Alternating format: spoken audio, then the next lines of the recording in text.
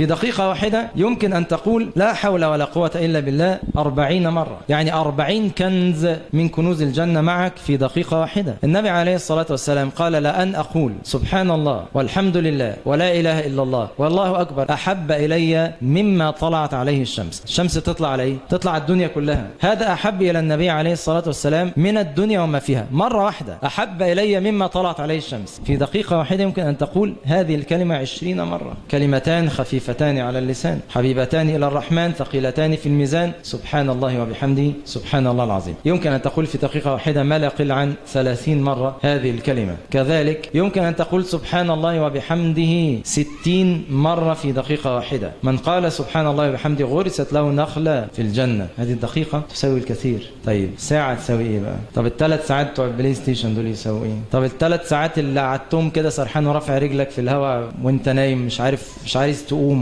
يساوي كام؟ الساعة النص ساعة زيادة اللي قضيتها في الحمام دي ملاش أي لازمة تساوي كام؟ الساعة اللي اتكلمتها مع صاحبك مش عارفين بتقولوا إيه بس مش عايزين تقفله وخلاص تساوي كام؟ الكسل يضيع لك الأوقات، والأوقات هي رأس مالك. أنا بتكلم دقيقة شوف بتساوي كام، يبقى أنت عمرك يساوي كام. احسب بقى عمرك، اضرب الدقيقة ديت في وقتك وفي عمرك هتعرف يعني إيه أنت تساوي كام. إنما قيمتك في وقتك، وقيمة الوقت فيما تصنعه فيه. اللي بتعمله في الوقت هو ده قيمتك الحقيقية.